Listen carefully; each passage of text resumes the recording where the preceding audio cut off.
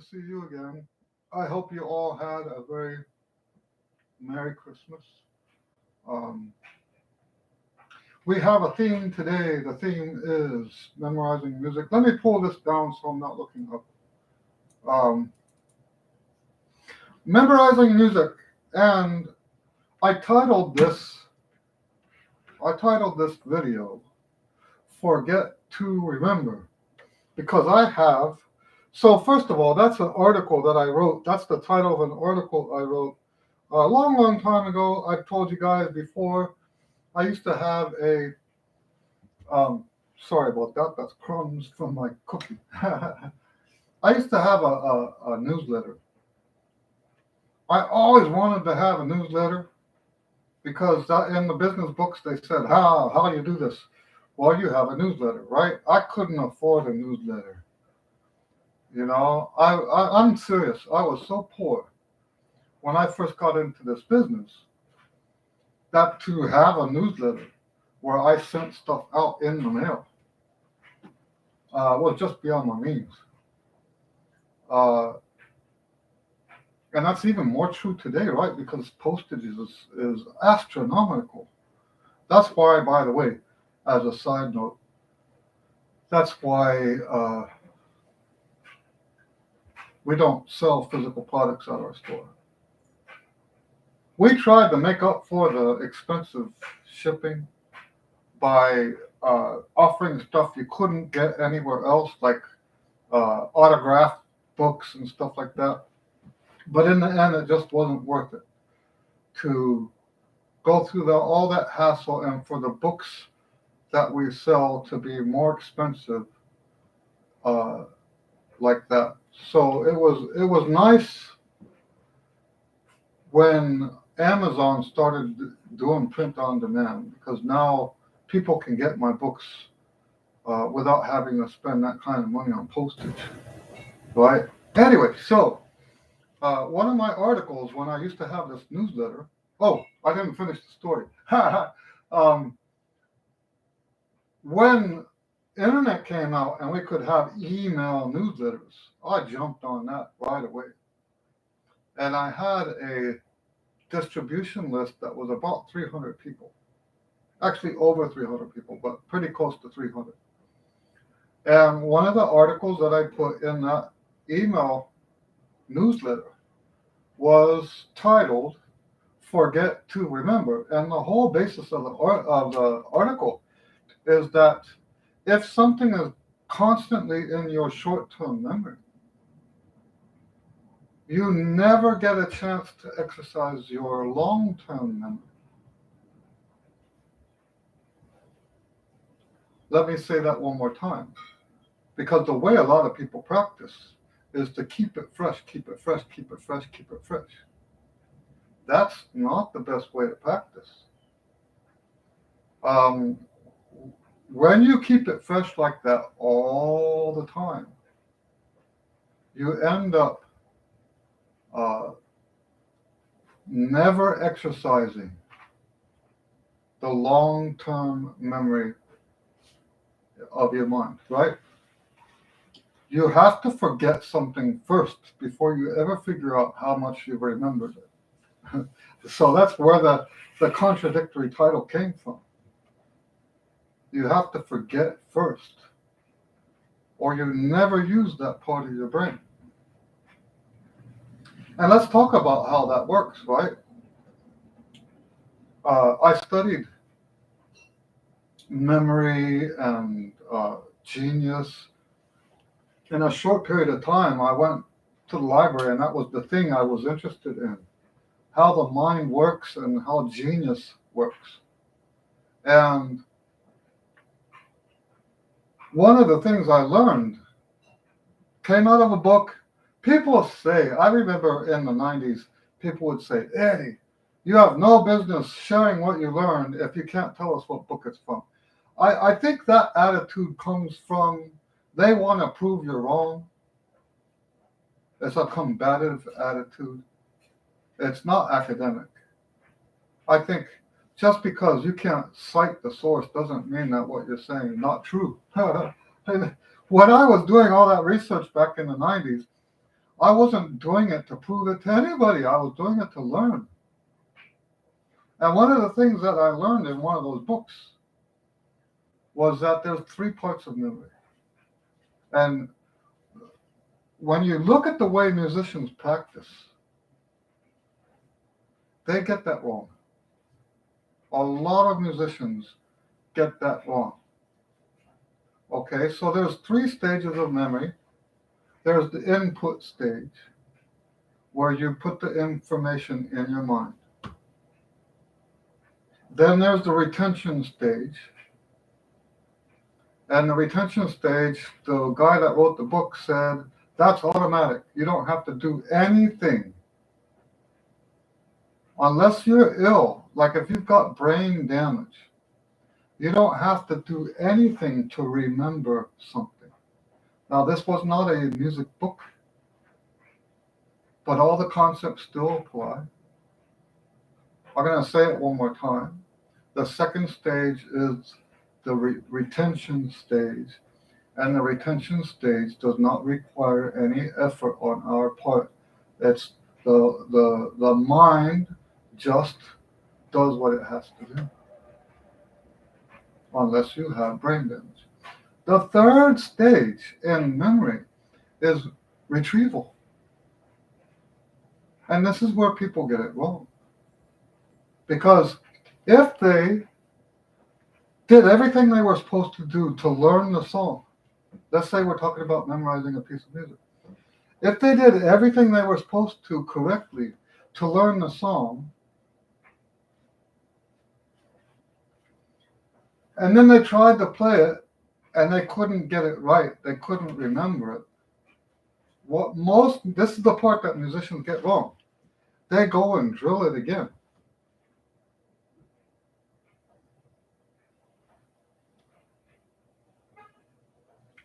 They think that the problem was on the input side, without giving any thought whatsoever to maybe the problem is on the retrieval side. So the music is up there. Let's be clear about that part of it.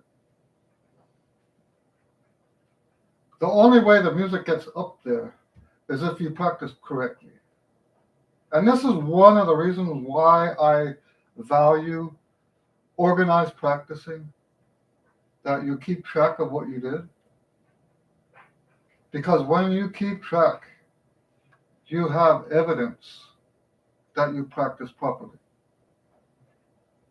That's sort of like when you go to court. They say that when you go to court, you should have documentation. Like when you called the guy, you have documented the time that you called him, who you called, what was said in the call. When you take stuff like that to court and the other side doesn't have anything like that, almost always the side that documented is always going to win, because there's evidence. Hello, Karen. Karen says, hi, Eddie. I hope you had a wonderful Christmas. I did. Thank you. I hope you did too. So, when we're trying to memorize music, if you memorize properly, we'll talk a little bit about that too. If you memorize the music properly, it's in there, and you don't have to do anything to make it stay. That's how the mind is wired. So if you have trouble, quote unquote, remembering the music, it's usually on the retrieval side. Now, before we go into that, let's talk about what can go wrong with the input side. Because I've been stressing the fact that you have to practice properly. What happens if you don't practice properly? Well, then, so like for example, one of the things that I've had with some students is that they hop around. So, we're supposed to do the 10 times thing, but the 10 times is a minimum.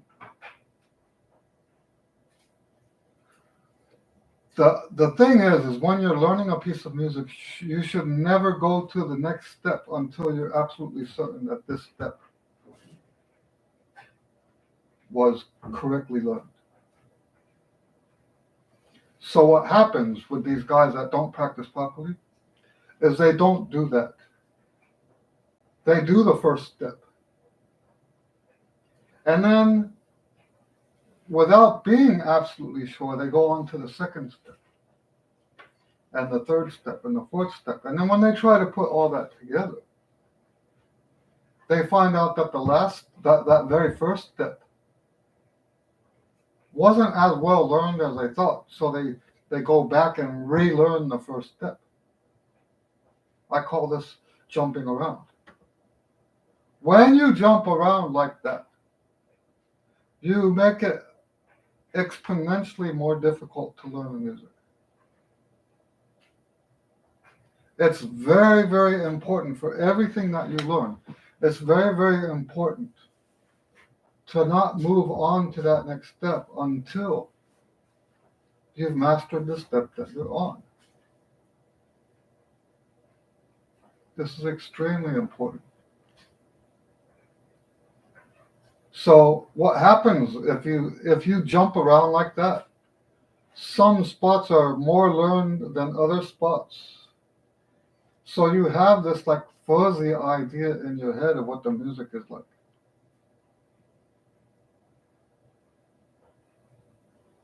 You get a fuzzy idea. It's like the details are missing. So for someone like that, the reason they can't retrieve it is because it's not there. Right? If you're learning a piece of music, the reason, and you learn it like that, jumping around, there's other things that can be wrong too.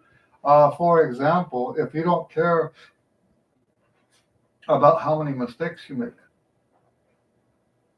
and you're making tons and tons of mistakes, it's the same problem. That music is not input into your head. So when you try to quote unquote remember it, you can't remember it because it's not there. So there are a lot of things that can cause you to, that's why I've been saying, if you practice properly, that music will be there for you in your mind when you need to get it. Now, let's talk about that third part, the retrieval. How do we retrieve something that we learned? We retrieve information from our mind through a system of triggers. And as an example of a trigger,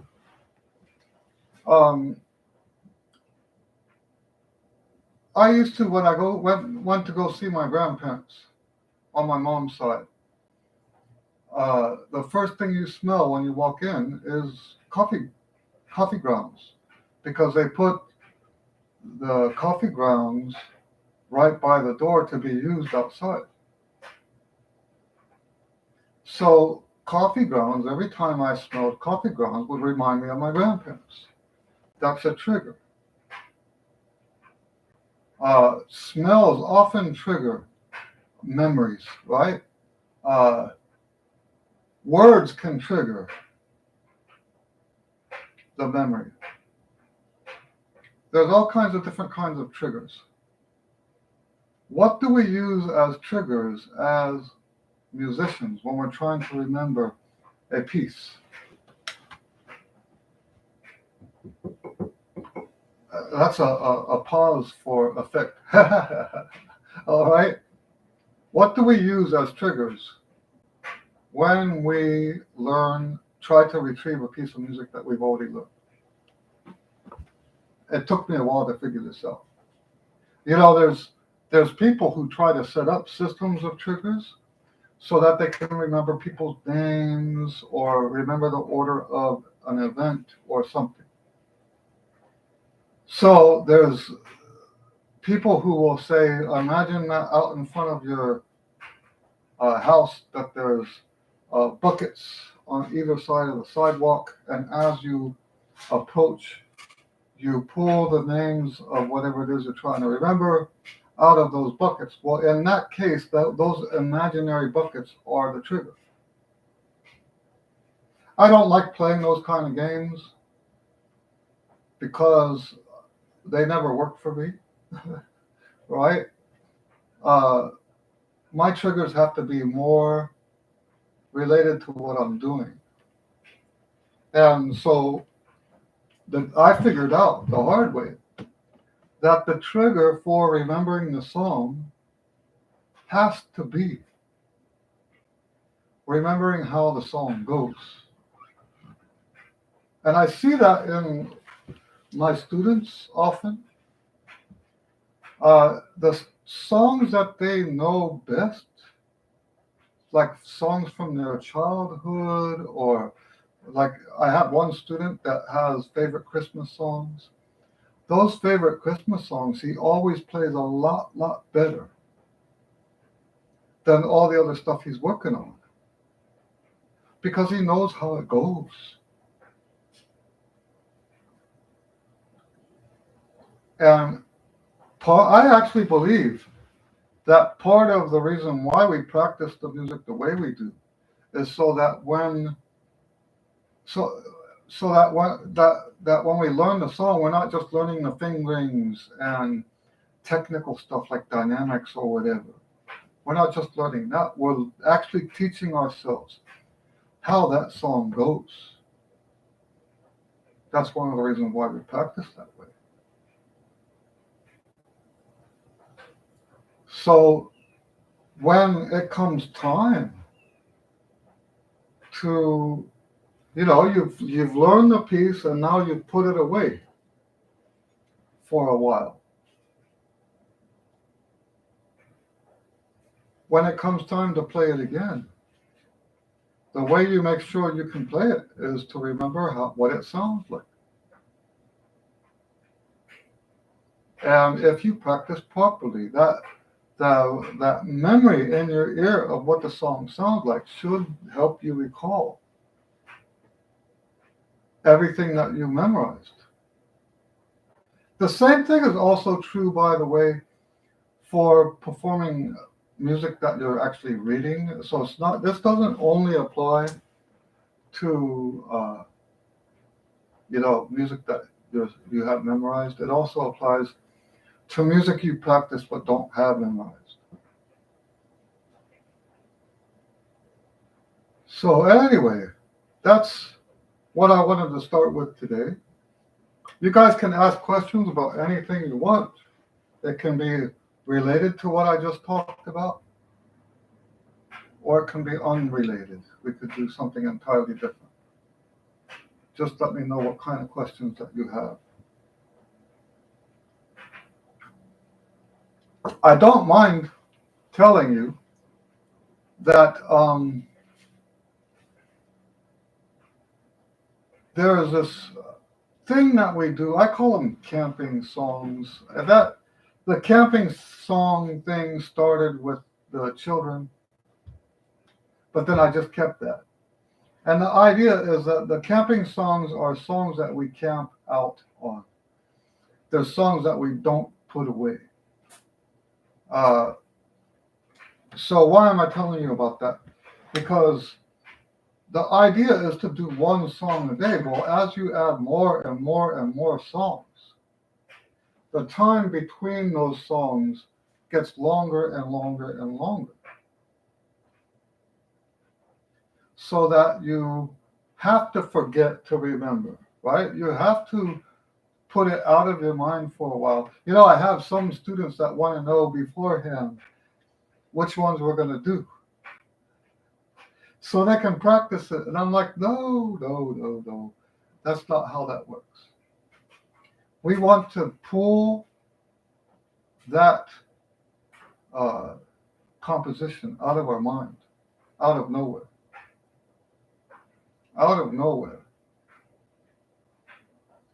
As a way to practice working on that retrieval. If you don't put the music out of your head for a while, then the retrieval never reaches the levels that you're capable of reaching because it's always still fresh in your head. You know, part of the reason why I started for myself, I never called it the camping songs, right? That was for the kids. I always called it a lit rotation. Lit being short for literature rotation. That's what I called it. Um, and when I first started doing this literature rotation thing, it was because of what I told you about. You know, you practice a piece, keep it fresh, keep it fresh, keep it fresh, keep it fresh, and then you put it away after the performance and never do it again. And so after what, 15, maybe 20 years of practicing like that, I got to the end of that, and I didn't know any of those songs that I had practiced. So I decided to start rotating through all my songs on a regular basis.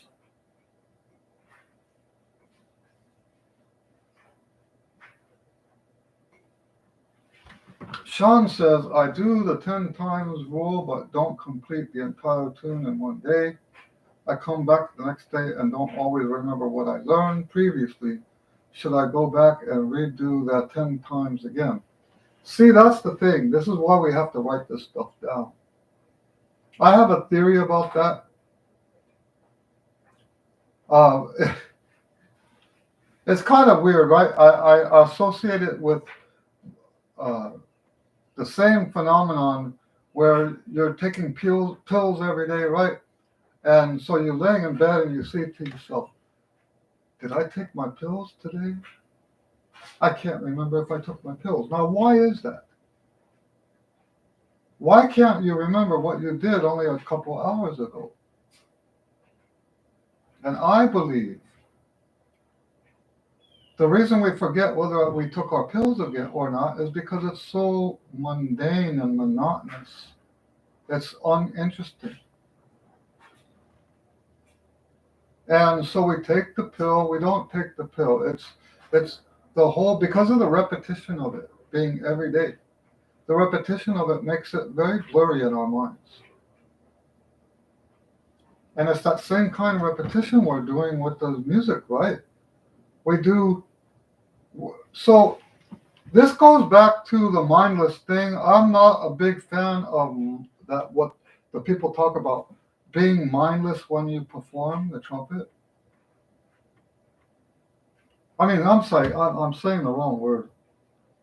Being mindful. The whole thing is everyone is supposed to be mindful, totally aware of what they're doing, completely conscious, right? Um,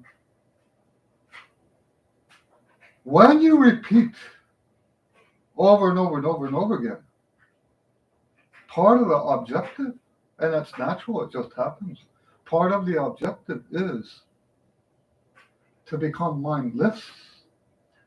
That repetition, that kind of repetition is mind numbing.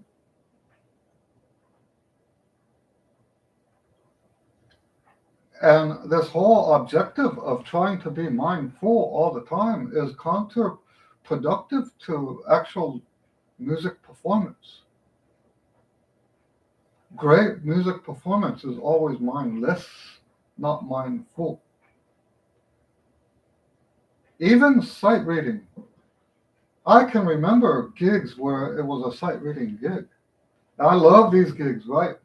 I wish there was another band like this. You sit in that chair.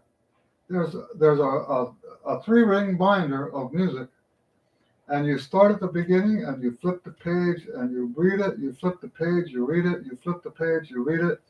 And I'm telling you, after an hour or two of that kind of playing, you're hitting all the right notes in your sight reading, and you don't even know it because it's all become so automatic. That's not mindful. I find myself on that gig thinking about what I'm going to eat when I get home. I find myself on that gig looking out into the audience, wondering who's out there. I find myself on that gig thinking, who smells so bad? That kind of stuff. I'm not thinking about the music. By that time, by that point,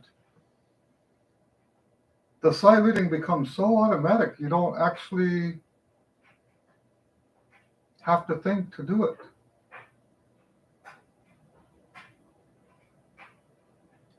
Ha! Sean says, I was taking a memory pill and couldn't remember if I took them. That's funny. That's absolutely funny. So it's this repetition that makes us numb to what our progress was. So we pick up the music the next day, and if we didn't document on our part what we accomplished, then yes, you got to go back to the beginning, because you know what I had? I used to have a notebook that said on the front of it and on several pages inside, if I didn't write it down, then I wasn't practicing. I don't believe it counts towards practice. We're talking about the way the brain works. I don't believe that uh, practicing without writing it down, without documenting your progress, I don't believe that counts towards practice for myself. Now, that's going to sound like it contradicts what I've said about the accumulative method. Yes, everything you do in the context of the accumulative method, everything you do on the instrument ever, even listening, even studying stuff, is counts towards your progress. Um, so notice that I'm talking about two different things: towards your progress or towards your practice.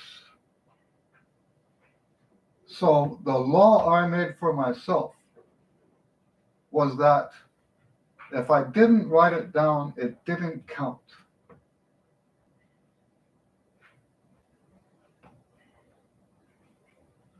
Because of what we're talking about. And by the way, one of the best ways to make sure you're one of those people that's skipping around, like I was telling you, one of the ways to make sure that you're going to skip around like that is to not mark it down. Don't document your practice and you will skip all over the place. And you'll never truly learn the piece of music like you are capable of learning it. You have to document this stuff. Karen says, how do you document your practice? I follow a routine, though I am taking a break over the holidays. So I have those log sheets that I use, but when I'm talking about practicing a piece of music, I use the same slash marks that we use in your lesson. I use those same slash marks for everybody. And if you've got enough slash marks, you know where you can start next time. That's why in your lesson, when we're working on a piece of music, we can go straight to where you were because we write it down. And then notice also, in the rotation, we put the dates up at the top of the music.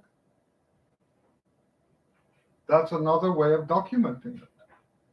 So if you ever, let's say you get asked, Karen, let's say you get asked one day to play one of those pieces at a church or something like that.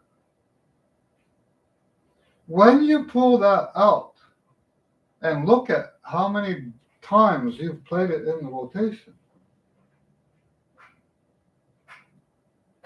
that makes an impact in your head. Remember what I always say, because great trumpet playing is mostly mental, it is also fragile. Okay? Because great trumpet playing is mental, it's also fragile. The stuff that we do, like this documentation, now, no, not everybody has to do it the way that I do it. There's people that like to have log books.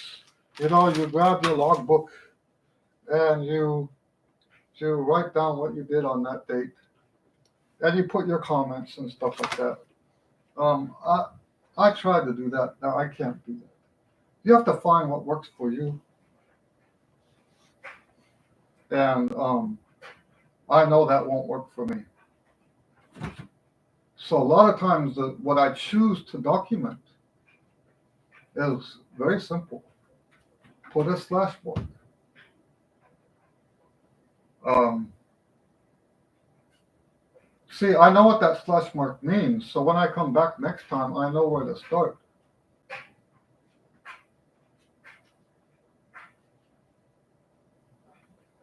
So Sean says, I will put 10 hash marks over each few measures I do. I considered that documentation. That's correct. Now, where it can go wrong, see, that's what I'm saying. So, one thing that I learned with all these books and all this stuff is that there are people that even if they get it, even if they understand everything that I'm talking about, if they have emotional issues attached to their music, a lot of times what we're talking about here won't work. So, for example, if you have fear or dread or insecurity, uh, it can just erase everything we're talking about. Also, is that overly ambitious thing, right? There are people who are, we've talked about this before, people who are overly ambitious, and that can screw everything up. So, anyway, what else do you got? What other questions?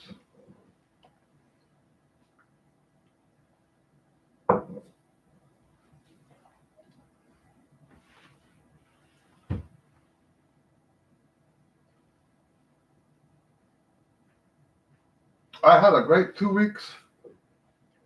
Um, I think the most rewarding part of it was being able to play lead again. All of that has come back.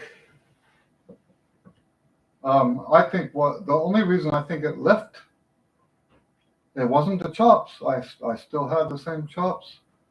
Um, I think I forgot how to use the air for that kind of stuff because it's an entirely different kind of air for the lead playing. Entirely different air. But yeah, I had how many gigs? 1, 2, 3 different gigs that I was playing lead on, and it went well.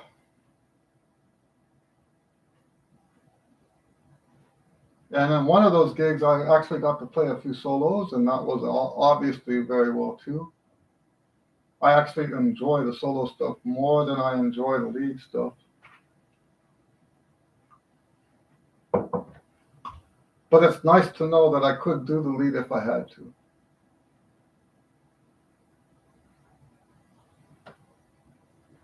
Any other questions?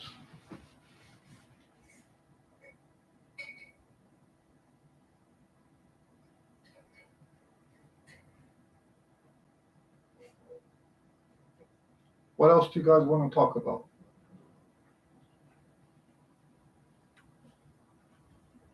You know, the stuff that I'm talking about with the 3 parts of memory, my whole method is based on that. You can uh, trace everything that I teach back to that, somehow falling into that. Karen says, I still struggle with some anxiety, excitement, and performances. Any suggestion to use that positively? You know, the last time I had a full out nervous episode on a gig was when I was playing at Theater Under the Stars. I was doing The Little Mermaid, the musical, and they had an extremely belligerent conductor. In fact, the whole reason I was there was because a week before the show, or maybe not even a week, I think it was a few days before the show, they fired the other trumpet player. And you could say, oh, what a compliment, right? They fired him and now they're using you. No, that's not how it goes. If they fired somebody, they're going to fire somebody else too. The guy was extremely hostile. And yeah, it put me off. And I kept having to tell myself that it's not nerves. You know, it's the same exact thing. But if you change the way you think about it, you end up not being quote unquote nervous. So, what is the difference between nerves and adrenaline? Getting an adrenaline boost? Adrenaline happens short term. Nerves feeds on itself, right?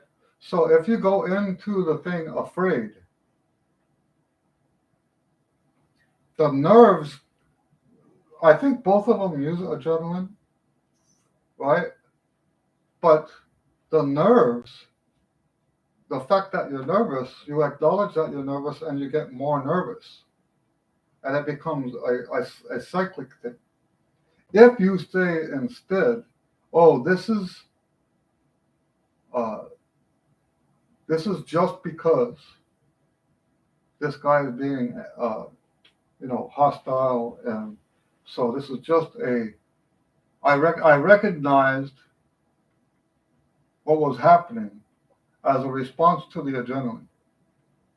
And once I got clinical about it like that, it all went away. Right? All that quote unquote nervousness went away. And I don't think I've had any nerves since then. And so like from the late 90s to now, that was the only true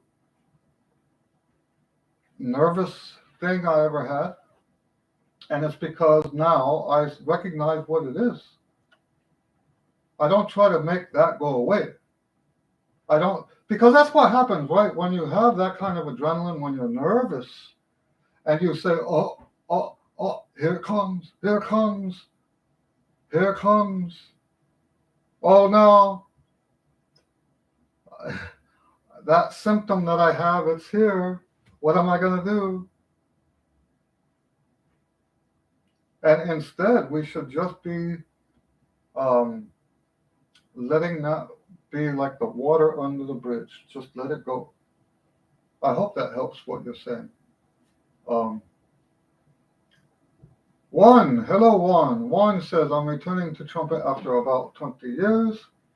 I'm trying to be self-taught. I'm a classical guitarist, so music theory is not a problem. Do you have any recommendations? Yes, I do have some recommendations, and this is going to sound like I'm selling my stuff, but that's not how it is. You know, I strongly recommend that you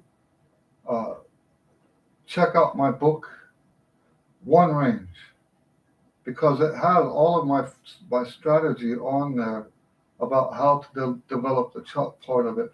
The other thing I would say is get deeply into your scales. Hello, Jeffrey. Nice to see you. But yes, the more, now I have a scale system that I call tonalization studies, but it doesn't only have to be that. But in terms of recommendations for someone that's trying to be self-taught, I'm not against being self-taught. I don't, there's those, we talked last week about those people who trying to sell these courses that are so amazingly expensive. And one of the things that they use as an argument is that you can't do it on your own. Well, that's just hogwash, right? Uh, People have been doing it on their own for many, many years. Now, is there an advantage to doing it with a teacher? Yes, of course. You will always get there faster. I shouldn't say always. Some people have like hang-ups. But almost always, you will almost always get there faster with a teacher. At least a good teacher, right? I'm not talking about just any teacher, someone who knows what they're doing. So like if you're going to have lessons with someone who's just a good player, maybe that's not going to help. But yes, I'm not against doing it on your own if you don't have any issues with trying to get it done fast. If you want to do it fast, probably not best to do it on your own. That said, I heard a trumpet player, and I could tell he was kind of struggling with it. He's a guitar player, but he had like a looping thing, and he would play on the guitar a accompaniment pattern, and then click on the loop, and it would loop that, and then he'd pick up the trumpet and play. And I could tell he was struggling. And then I came back afterwards and I asked him, I said, so how long have you been playing trumpet? He goes, about 2 weeks. This guy was already a full-fledged jazz trumpet player within 2 weeks. And I was scratching my head. I was like, how in the world? I've never seen that in my life. So he gave me his card. I looked him up online, and it turns out trumpet is his like 30th or 50th instrument. He's learned dozens of instruments. So of course, if you've already learned dozens of them, then it's going to be easier to learn. And some of that does apply if you only know one other instrument. Of course, some of that applies. And he did it without any teachers. And he was already, I'm not making this up, he was already a full-fledged jazz player as a trumpet player. Just had some like chop, because I mean, after 2 weeks, you don't have those kind of chops yet. Yeah, he was amazing. Sean asks, how does transcribing music help me while I'm learning the music you are giving me to learn? Sometimes I think I should just be concentrating on what you give me. You can still transcribe and do the stuff and only do the stuff I give you. What's wrong with transcribing someone's interpretation of the song you're playing? What they're playing is not exactly like what's on the sheets that I give you. So you can transcribe that. You can transcribe someone's solo on that song. So it doesn't have to be outside of what we're doing in the lesson.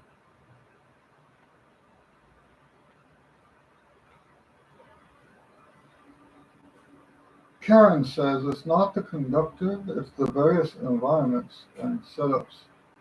And knowing I only get one chance to be right. Right. So I do think that's just adrenaline. And, I think the biggest mistake you can make with that is to try to make it go away. And that's coming from somebody who struggled for a long, long time with stage fright. I struggled for all the way from elementary school until I was about uh, 35 years old. I had terrible stage fright symptoms.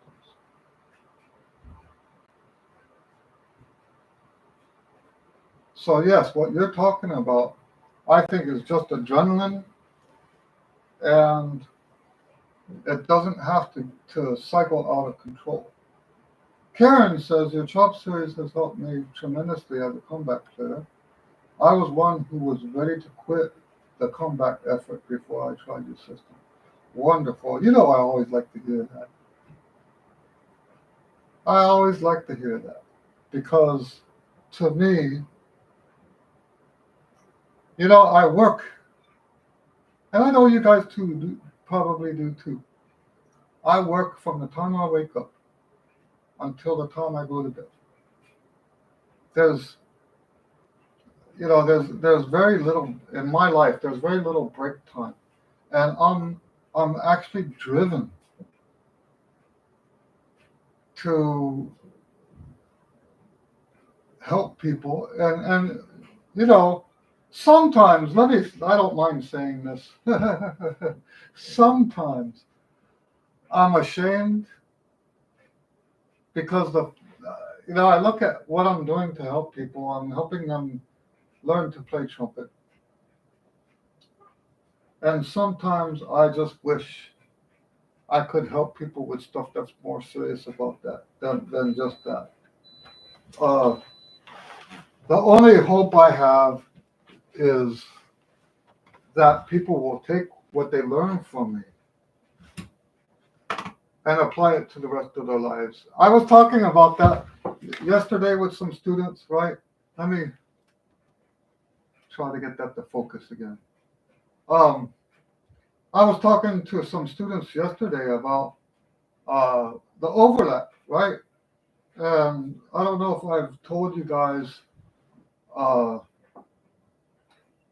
about my concept about the overlap. Tell people that the best music happens in the overlap, right? So what am I talking about? Well, where this comes from, I had a recording session where the guy that wrote the music was in the booth. The guys playing the music were complaining about how bad the music was and not doing a good job. The guy in the booth who wrote the music was complaining about their terrible ability to play music. So what you have, I saw it clearly, like a Venn diagram almost, right? So if if the composer is blaming the musicians and the musicians are blaming the composer, there's a gap between the two, and the music doesn't sound good. But if the composer wrote the music in a way that said, you know what, I need to make this as easy for the guys as possible. By the way, I consider myself a legitimate composer. And that's one of the things I was taught at university. The job of the composer is to make it sound hard when it's not hard. You're not a successful composer just because you wrote something that people can barely play.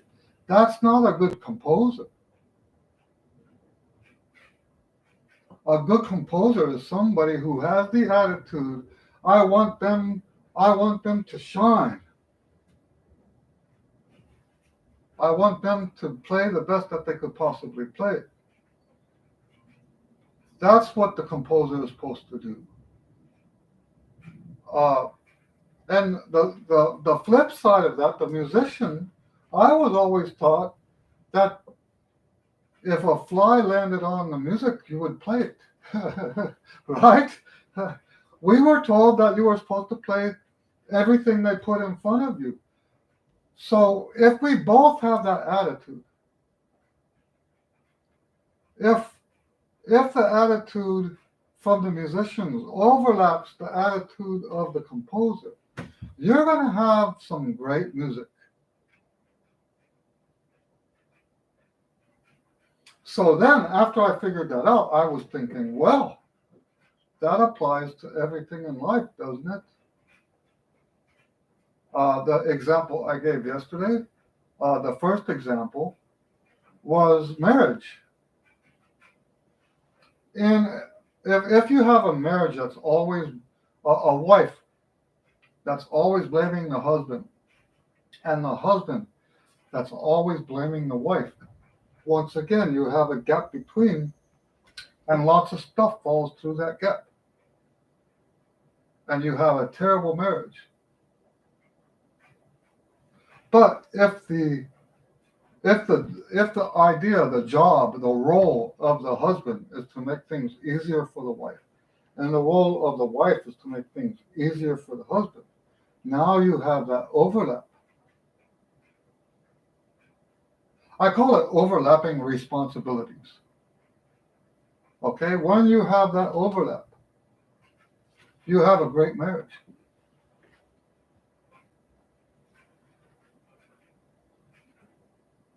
So I'm not suggesting that I'm perfect at that, but I try to live according to that. Now, it also, so what are we talking about? Um,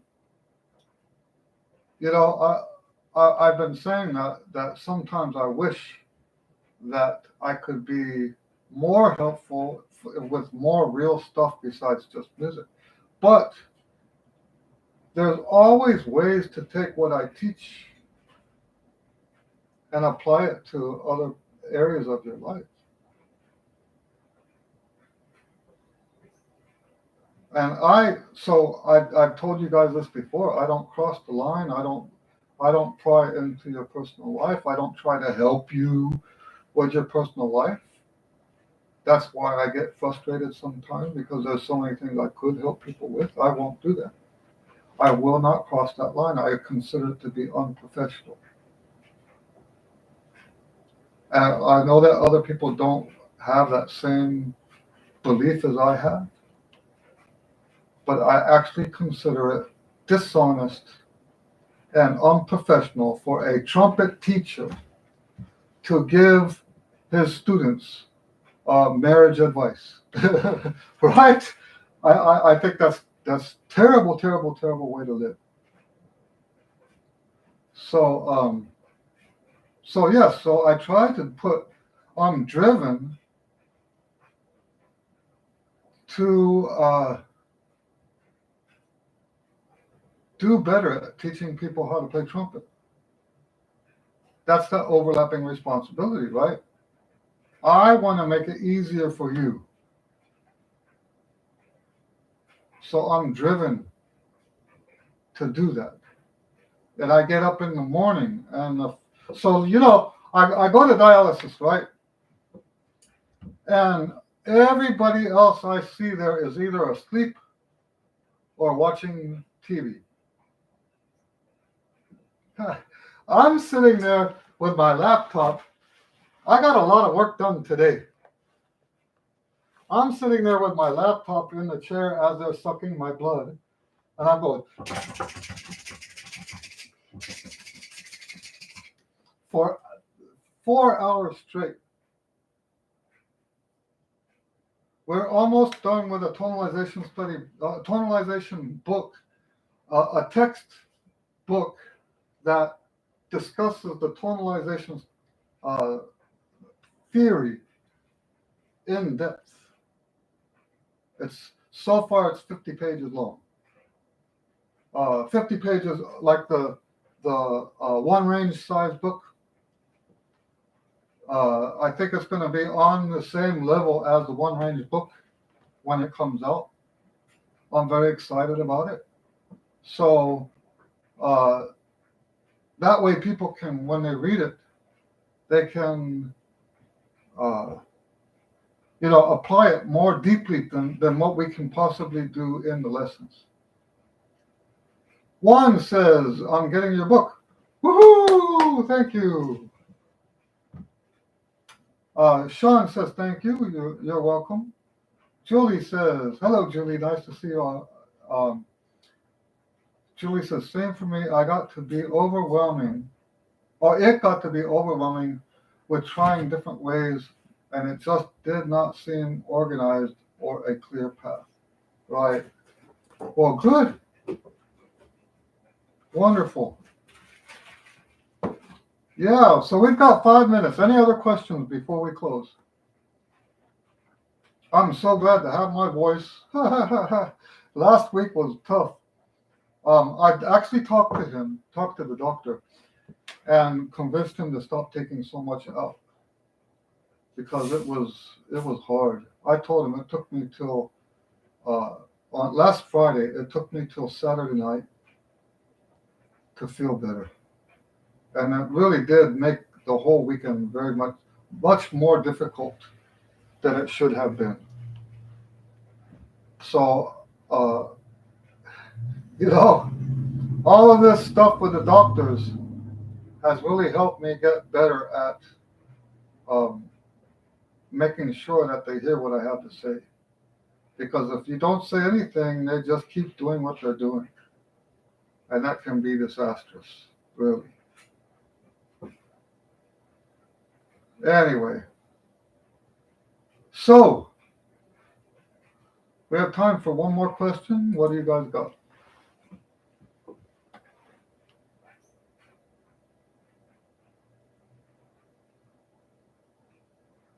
So, by the way, that overlapping responsibilities thing applies to all relationships, teacher student. It applies to the boss and the employee. The boss cares about the students, the boss cares about the employees care about the boss, and now you have that overlap and you're going to have a beautiful product.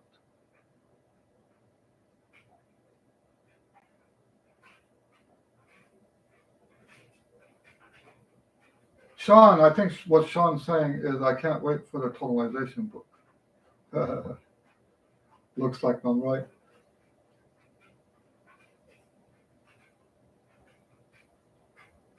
Yeah, I'm excited about the tonalization book. And then also, I want to make it, I want to emphasize this year getting as many of the tonalization study books out as possible so that people can use them. We have almost all of the major ones now. So I think maybe the next one we'll do is pentatonic. You should not stop at just major. Once you master the major ones, you start adding other scales. Oh, probably before we do, hadn't thought about that. Maybe before we do the pentatonic one, we should do all of the symmetric ones: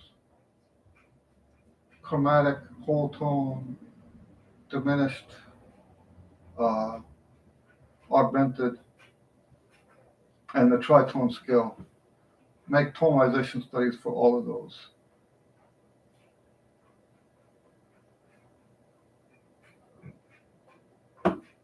But the reason for the book, the tonalization, I don't know what I'm going to call it yet.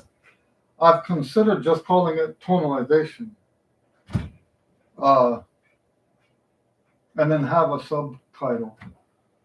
Uh, but with the tonalization book, the idea is that you can, by reading the book, you can have the information and expand on your own without having to have the book. Not that I don't mind having the books.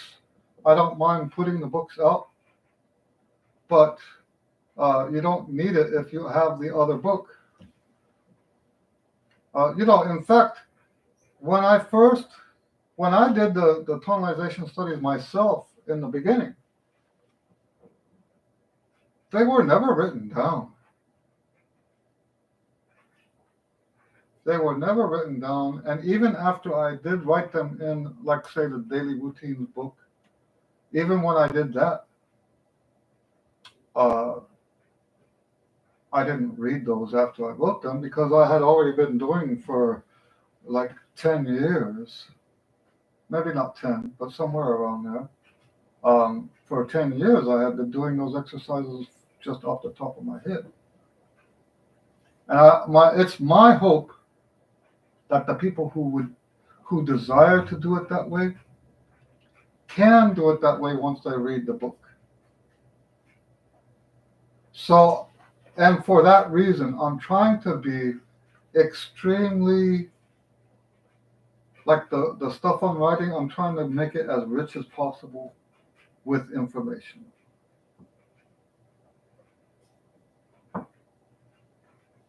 Anyway, yes, I'm looking forward to it. Speaking of books, I know we're over time. The newest book is actually selling very well, and I haven't even advertised it yet. So that's wonderful. I'm very happy about that. That's the Unadorned Hymn Duets. Let me grab a copy so I can show you what it looks like.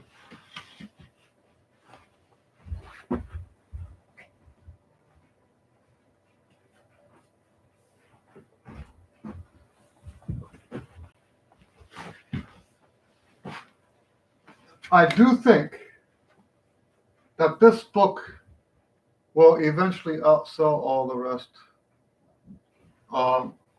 For one reason, it's got 133 hymns. Let me show you the inside.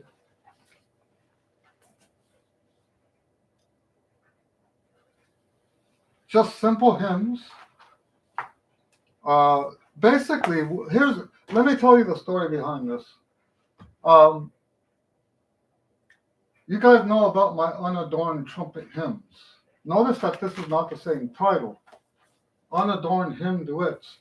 Why did I change the title? I changed the title because the ones that I've recorded were incomplete. And then in the process of trying to finish them, I realized that I needed to change a few things. So these are not exactly the ones that I published in my recordings. They're not exact. They're very, very close. But I had to add sections and stuff like that. And when I first started doing all that, I didn't have my method yet. So I had to adjust a bunch of them so that they fit my method now. But yes, this book is taking off already. And I like I said, I haven't even advertised it yet. What do I mean by advertise? Usually I make a video saying, hey, everybody, this is what's inside the book. And I just haven't been able to make videos lately. I don't know if you notice, I don't even have hymn duets to put up anymore. The hymn. Anyway, so that's one of the things I'm going to try to do this weekend is get back with the hymns so that I can post a hymn every week again. That's something I do for my love of God and my love of Jesus. I put those things out every week, except for the last few, because of the computer problems I've had. So anyway, all right. So anyway, thanks to everybody for hanging out. Great questions today, as always. And we will see you next time. God bless you. Have a wonderful New Year. I'm going to stay home. I told my wife it was so hard this weekend that even if somebody did call, I'm not taking a New Year's gig. So anyway, I need the rest right now. So, all right. So God bless you. We'll see you next time. Thanks.